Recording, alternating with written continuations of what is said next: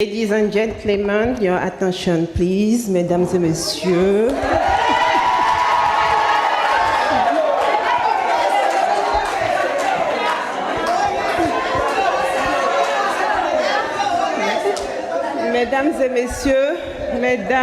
Mesdames et messieurs, votre attention, s'il vous plaît. Je voudrais commencer mon allocution par une vidéo. Vous n'allez pas trop apprécier, mais ce n'est pas grave. Attrapez votre cœur, comme on le dit chez nous.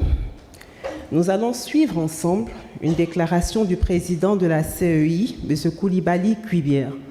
Est-ce que la régie peut me mettre la première vidéo ? D'une décision de justice, une décision qui justifierait le retrait du président, le retrait de ses droits civils et politiques. Est-ce que vous l'avez vu, vous, Monsieur le Président? Est-ce que vos yeux l'ont vu? Parce que vous dites que le nom du président était juste inscrit sur la liste électorale. C'est seulement ça qui justifie, vous venez de le dire. Mais est-ce que cette décision, quand même, parce qu'on entend dire qu'elle n'existe pas et tout ça, est-ce que vous, CEI, Commission électorale indépendante, vous pouvez nous dire ce soir que vous l'avez vu et que cette décision, elle est bel et bien sur la place? Alors, cette question nécessite de ma part deux réponses. Légalement parlant, je ne suis pas tenu de l'avoir, cette décision.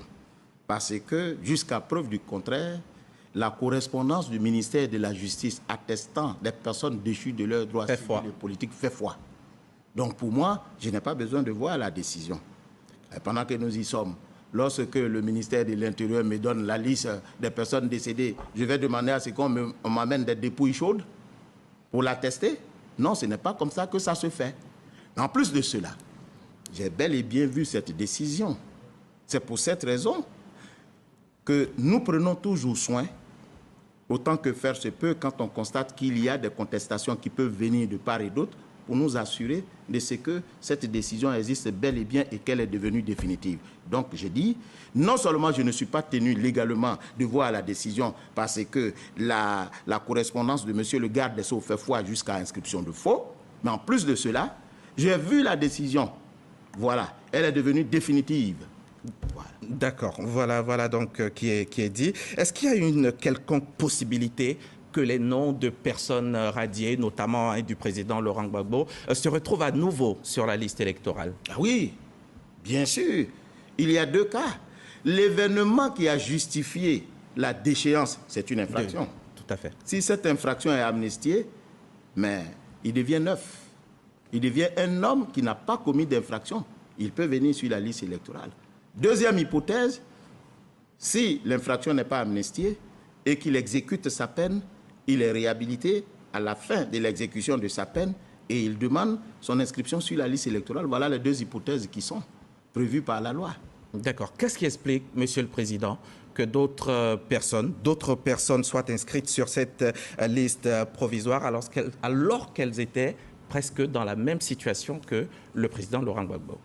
Mais d'abord, parce que ces personnes ne se trouvaient pas sur la liste du ministère de la Justice. C'est aussi simple que ça. Est-ce que vous pouvez nous expliquer, ils ne sont pas devant nous ici, le ministère de la Justice, pourquoi des personnes qui auraient commis les mêmes crimes que le président Laurent Gbagbo ou d'autres personnes ne sont pas sur cette liste? Mais certainement, ça c'est une explication du juriste que je suis, que je donne. Certainement, ces personnes ont exercé des voies de recours. Lorsque les voies de recours sont exercées, automatiquement, la décision sur la base de laquelle on vous a déchu de vos droits civils n'est pas devenue définitive. On ne peut pas vous retirer vos droits. Voilà pourquoi nous avons des bureaux de vote à la MACA. Vous comprenez? Parce qu'il y a des gens qui sont condamnés, mais où la condamnation n'est pas devenue définitive. Mais dans tous les cas, moi je m'en tiens à la liste que le ministère de la Justice m'a donnée. Si le ministère m'a donné une liste sur laquelle ne sont pas certaines personnes qui se retrouvent être dans la même situation que d'autres, mais ça ne semble pas être ma préoccupation. Parce que le défi pour la Commission électorale indépendante, c'est d'avoir la liste des personnes qui sont déchues de leurs droits civils et politiques. Je vous remercie pour votre attention. Légalement parlant, pour qu'une décision devienne définitive, elle doit être signifiée à la personne condamnée. Le président de la CEI, dit qu'il a vu la décision, mais le président Laurent Gbagbo n'a toujours pas reçu cette fameuse décision. Si le président de la CEI avait vraiment vu la décision, comme il affirme, il aurait lu que le président Laurent Gbagbo n'a pas eu le retrait de ses droits civils et politiques.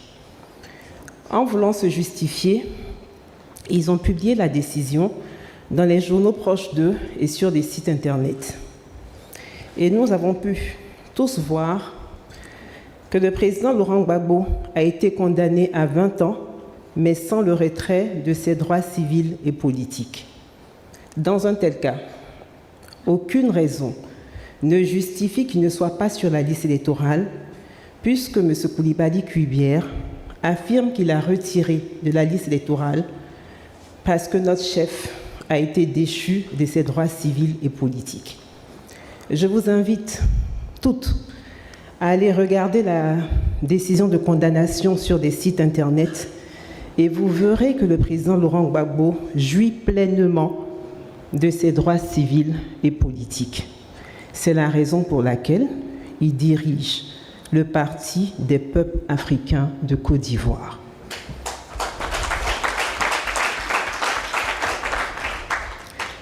Au lieu donc de signifier la décision aux concernés, ils ont préféré publier cette décision sur les réseaux sociaux. Ainsi va la République de Côte d'Ivoire. Honorables invités, chères sœurs, restons sereins. Le président de la CEI parle aussi d'une loi d'amnistie, alors qu'une loi d'amnistie a déjà été prise. Attendons sereinement que cette loi d'amnistie soit étendue au président Laurent Gbagbo. À ce sujet, je tiens à préciser que dans la situation du chef, une nouvelle loi d'amnistie n'a pas besoin d'être prise. La loi d'amnistie concernant les faits pour lesquels il a été injustement condamné existe. Qu'elle soit donc juste appliquée. Selon les deux cas cités par le président de la CEI pour figurer sur la liste électorale, le président Laurent Gbagbo remplit les critères pour bénéficier des deux procédures. Chers amis, restons sereins. Ils veulent, ils ne veulent pas. Dieu nous faisant grâce, le président Laurent Gbagbo sera candidat.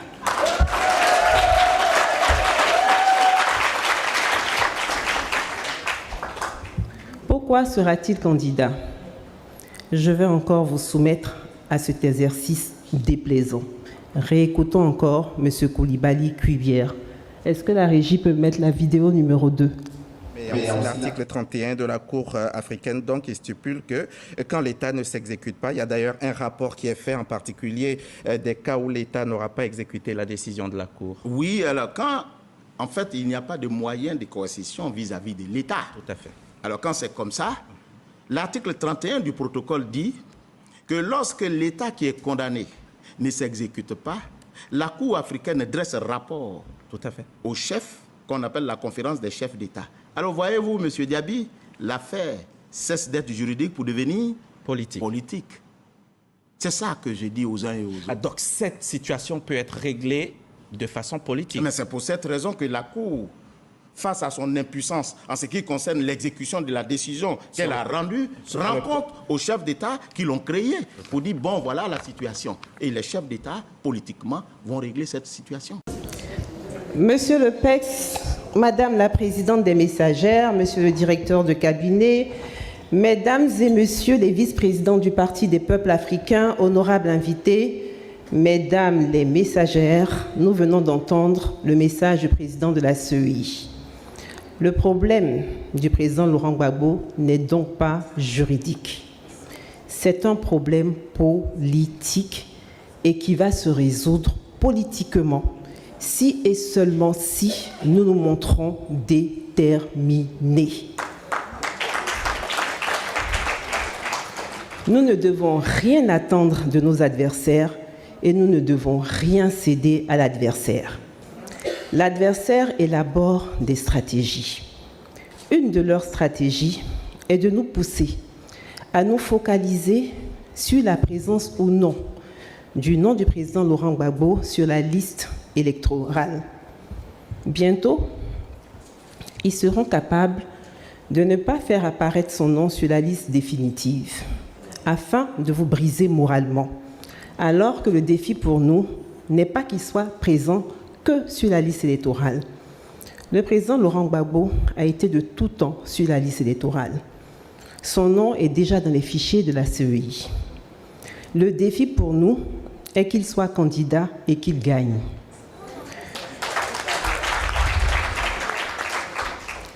C'est en voulant l'empêcher d'être candidat en 2020 qu'une loi a été inventée, et de manière grossière, pour dire que pour être candidat, il faut être électeur, et qu'un électeur se définit par sa présence sur la liste électorale. Ils ont réussi ce subterfuge en 2020 parce que notre chef n'était pas sur le territoire ivoirien. 2020 n'est pas 2025. Parce qu'en cette année 2025, notre chef est en Côte d'Ivoire. À tout moment, quand ils seront contraints de faire apparaître son nom, et ils le seront par la grâce de Dieu, vous entendrez que le président Laurent Gbagbo est électeur. Mais est-ce que cela fait de lui un candidat éligible? Non et non. La présence du nom d'un individu sur la liste électorale est une des conditions d'éligibilité. Pour être candidat à l'élection présidentielle, il faut remplir un certain nombre de conditions que je ne citerai pas toutes. Celle qui nous réunit aujourd'hui est la condition concernant les parrainages. Le président Laurent Gbagbo sait que sa présence sur la liste électorale sera résolue. Mais si nous ne travaillons pas sur les autres conditions d'éligibilité, sa candidature pourrait être rejetée, et cette fois-ci avec une raison valable. Ne vous laissez pas abuser ou décourager par les ruses de nos adversaires si le nom du président Laurent Gbagbo n'apparaît pas sur la liste définitive de ce mois de juin. Continuez à croire en notre victoire certaine et battez-vous pour réussir le parrainage. Qu'ils inventent n'importe quelle condition, nous allons cocher toutes les cases qui permettront à notre chef d'être candidat. Seule notre détermination fera reculer l'adversaire. Le plus important pour nous, comme je l'ai dit tout à l'heure, est que le président Laurent Gbagbo soit non seulement candidat, mais aussi qu'il gagne. À ce sujet, je vais vous inviter à suivre une vidéo. Mais cette fois-ci, elle est plus agréable à entendre et à voir. Écoutons ensemble le président Laurent Gbagbo. La lutte que nous allons mener maintenant, là, après la convention, ce n'est pas une lutte pour inscrire Gbagbo sur la liste électorale. C'est une lutte pour gagner les élections présidentielles. C'est très important. C'est très important. Et je vais vous expliquer pourquoi c'est très important. L'inscription sur la liste électorale, c'est un acte administratif banal.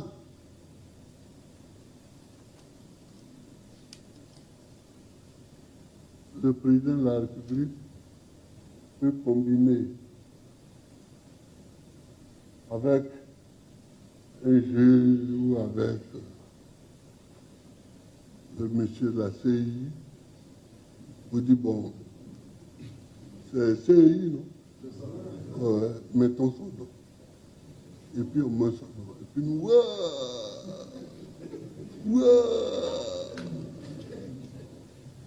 mais rien n'est fait. Parce que ce n'est pas là que se déclarent les candidats.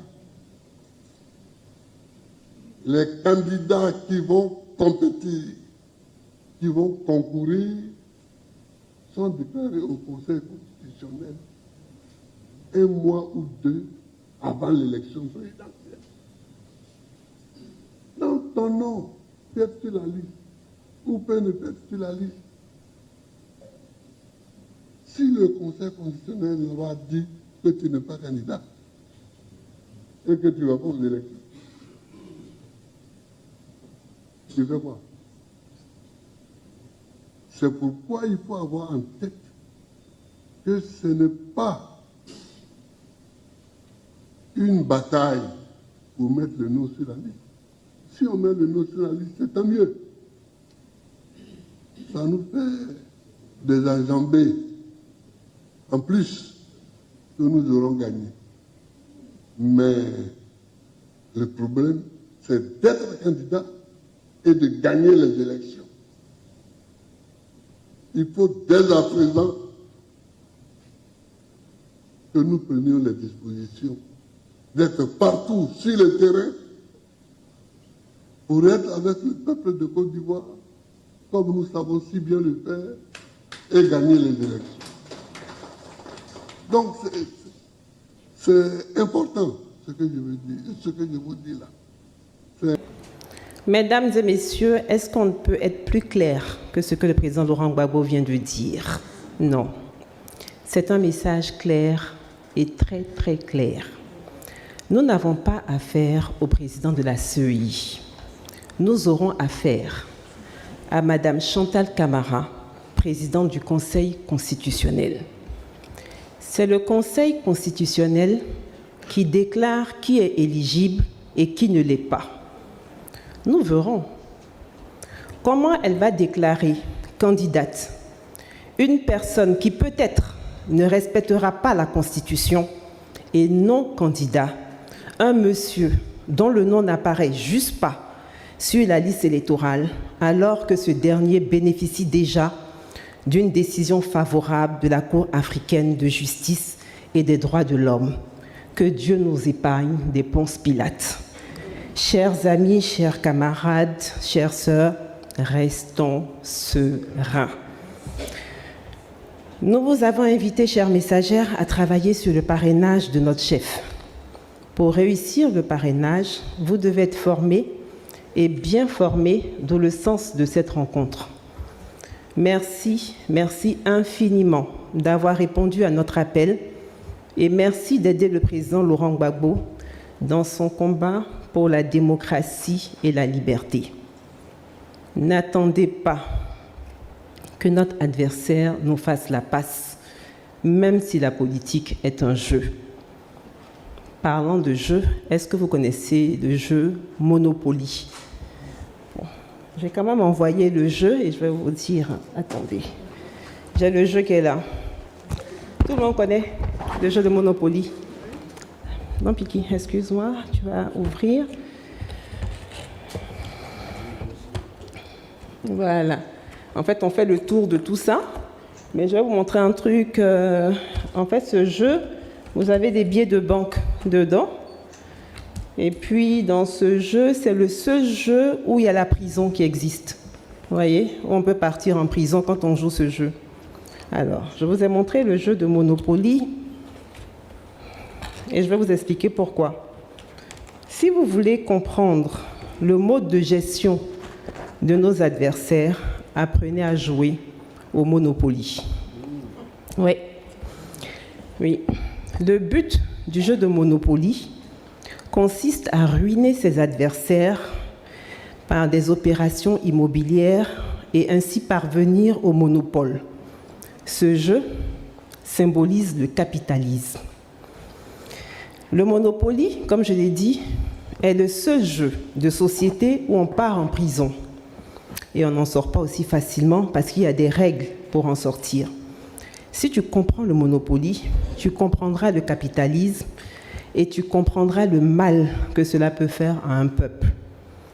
Le capitalisme, c'est la perte de terrain. Le capitalisme, c'est la cherté des loyers et des maisons. Le capitalisme, c'est l'augmentation des impôts. En somme, le capitalisme, c'est la vie chère. Le capitalisme, c'est aussi le pouvoir des riches sur les pauvres, c'est le pouvoir des forts sur les faibles. Et malheur à celui qui osera s'en plaindre sous nos tropiques.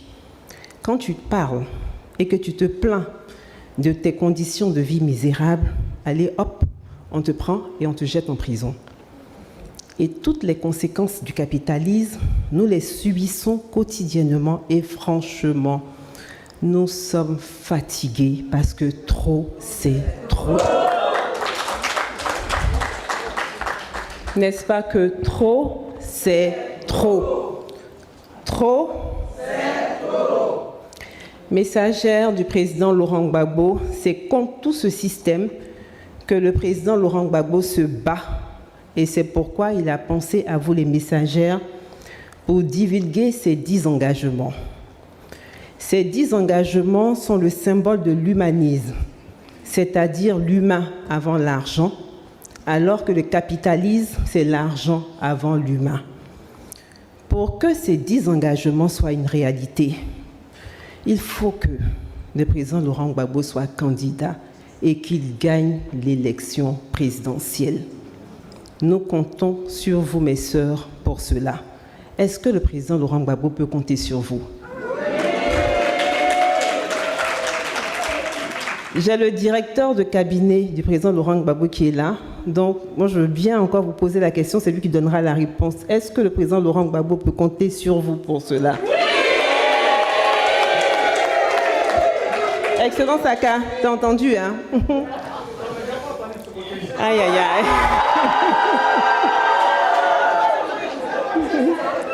Là, c'est bon, maintenant, Excellence. OK. Militantes et militants, notre détermination doit nous pousser, nous le PPACI, à faire sortir le peuple de Côte d'Ivoire de ce capitalisme hideux dans lequel nous baignons depuis des années et nous le ferons sans violence. Nous devons sortir de ce système de monopole, de captation et de captivité.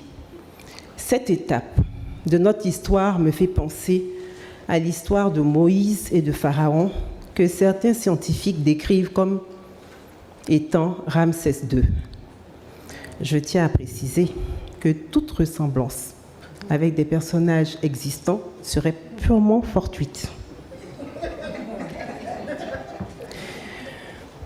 Ramsès II est mondialement reconnu comme un grand bâtisseur, un grand homme de guerre et puissant en diplomatie. Il était le pharaon qui a construit le plus de monuments, de structures et de temples. Donc, je disais qu'il était le pharaon qui a construit le plus de monuments, de temples et de structures. Il a fait bâtir les plus beaux et grands monuments parce qu'il savait qu'il ne laisserait aucune trace d'amour dans le cœur de ses concitoyens. Il avait donc besoin qu'on se souvienne de lui à travers ses œuvres titanesques. Il se rassurait que des bâtiments parleraient pour lui, parce qu'aucun de ses semblables ne parlerait de lui en bien plus tard, tant sa cruauté était inégalable. La particularité de Ramsès II, c'était d'avoir fait le vide autour de lui en termes de succession pour que son règne perdure et que seul son nom reste. Quant à Moïse, il devait conduire le peuple de Dieu sur la terre promise. Mais Pharaon ne lui rendait pas la tâche facile. Et le peuple que Moïse conduisait était aussi souvent gagné par le découragement, par la peur. Le chemin que Moïse leur faisait suivre était tellement parsemé d'embûches qu'ils n'avaient plus la force de combattre Pharaon. Et certains, par lassitude, commençaient à dire que vivre sous Pharaon n'était pas si grave que cela. Mais Moïse, dans sa détermination, incitait son peuple à le suivre parce qu'il savait que la promesse d'une nouvelle terre était réelle et il savait que la terre promise était la meilleure.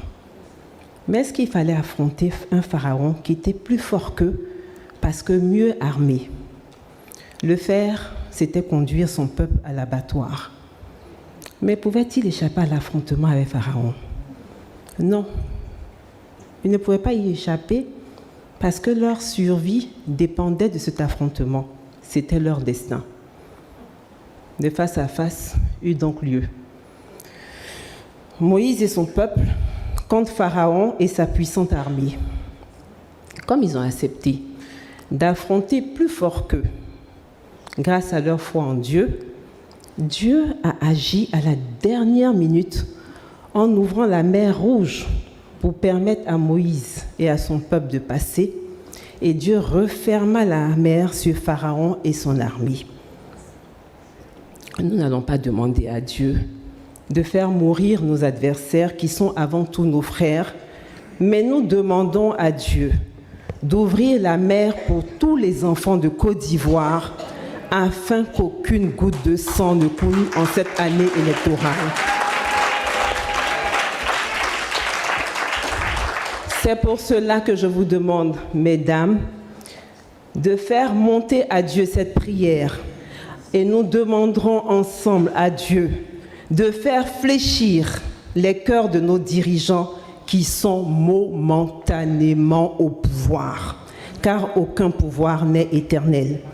Que Dieu inspire le président Ouattara afin de faire de l'élection présidentielle de cette année une élection inclusive et transparente, seul gage d'une élection apaisée. Que Dieu bénisse votre formation afin que vous en ressortiez mieux équipés pour affronter le parrainage et bien outillés pour les élections. Je vous souhaite une très belle fête des mères. Je n'ai pas pu prendre de cadeaux individuellement pour chacune d'entre vous, mais le meilleur cadeau que je puisse vous faire, c'est de donner ma participation d'1 million dans la caisse des messagères. Je vais terminer mon allocution en vous demandant à toutes de lever la main afin que Dieu bénisse le président Laurent Gbagbo et qu'au soir du 25 octobre 2025, la Côte d'Ivoire crie de joie « Gbagbo is back !» Je vous remercie et on est ensemble. Merci de suivre Africa is Wealth. N'oubliez pas de vous abonner. Nous vous donnons rendez-vous pour de nouvelles actualités.